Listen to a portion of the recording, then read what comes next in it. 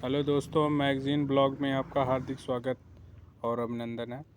इस जो है मैगज़ीन ब्लॉग में तमाम मैगज़ीन जो मार्केट में भी उपलब्ध हैं, प्रतियोगिता दर्पण हो गया, गंभीर समाचार हो गया, रोज़गार हो गया वगैरह, बहुत सी ऐसी मैगज़ीन्स हैं जो इस चैनल पे आपको मिलते रहेंगे।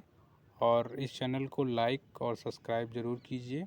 और ये पहली आज जो मैगज़ीन इसमें हम आज पढ़ेंगे वो गंभीर समाचार है। और गंभीर समाचार ये देखिए, मार्केट में भी अवेलेबल होती हैं ये मैगजीन्स, लेकिन थोड़ा कॉस्टली होने की वजह से जो व्यक्ति नहीं खरीद पाते। और इस पे तमाम मैगज़ीनों का हम चर्चा आने दिनों में करते रहेंगे। और आइए आज इस गंभीर समाचार में जो पहला टॉपिक हमारा है वो आज हम बात करेंगे वैश्विक महाशक्ति बनाने की राह पर सपेरों वाला देश। तो इसमें आपको नज़र आ रहा होगा कि वैश्विक महाशक्ति बनाने की राह पर सपेरों वाला देश। तो बात करेंगे आज हम पहले इस टॉपिक की। कुछ वक्त पहले जर्मनी में एक बुजुर्ग व्यक्ति ने मुझसे एक सवाल पूछा जिसे मैं भुला नहीं पाई। इस बुजुर्ग की उम्र कुछ 70 साल की रही होगी। उनका कहना था, मुझे याद है जब मैं स्कूल में था तब हमें बताया जाता था कि दूर एक देश है जिससे हमारी मदद की ज़रूरत है, एक गरीब अविकसित देश। हम उसके लिए पैसा जमा करके भेजा करते थे। बहुत ही मासूमियत से उन्होंने मुझसे पूछा। आज मैं अखबारों में पढ़ता हूँ कि वही देश आईटी हब बन गया, दुनिया का स्टार्टअप कैपिटल बन गया। तुम लोगों ने किया क्या? ये प्रश्न है।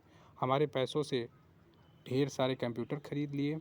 इस सवाल पर आपको भली हंसी आई, लेकिन इस मासूम से सवाल ने मुझे यह ज़रूर दिखाया कि पिछले दशकों में पश्चिमी देशों में लोगों की नज़रों में भारत की छवि कितनी बदली।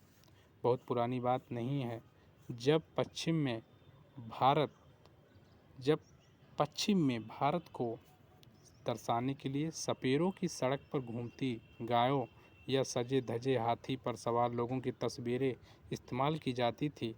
लेकिन पिछले 75 सालों में भारत ने बहुत कुछ हासिल किया है।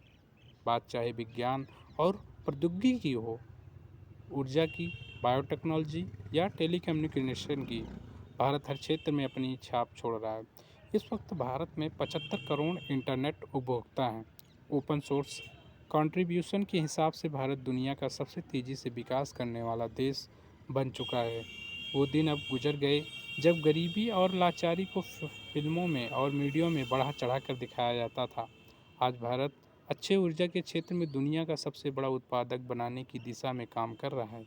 भारत का लक्ष्य एक महाशक्ति बनाने का है और इस लक्ष्य को हासिल करने के लिए भारत पूर्व और पश्चिम दोनों से संबंध बढ़ा रहा है।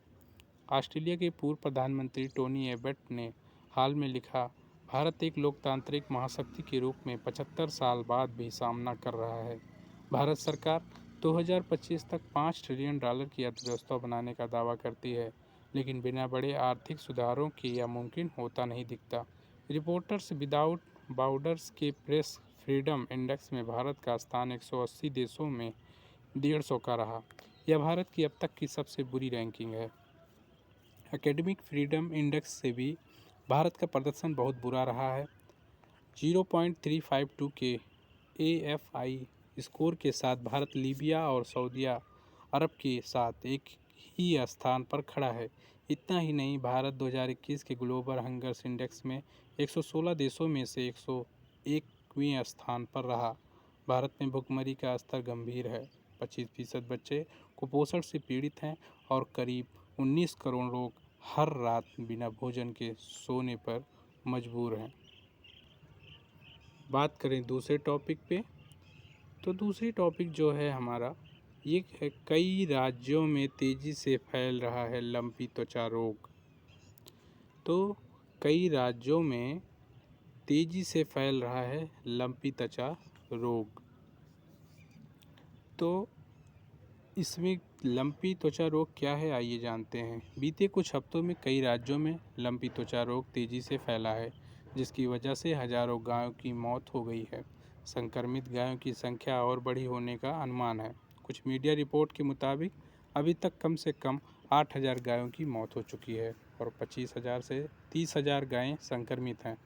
शुरू में फिर से राजस्थान और गुजरात में इसके मामले सामने आए थे, लेकिन अब पंजाब, हरियाणा, उत्तर प्रदेश और हिमाचल प्रदेश से भी संक्रमण खबरें आ रही हैं। यूरोप के फूड सेफ्टी प्राधिकरण के मुताबिक यह मवेशियों में फैलने वाला एक वायरल बीमारी है और खून पीने वाली मक्खियों, मच्छरों जैसे कीड़ों की कुछ खासी प्रजातियों द्वारा फैलाया जाता है।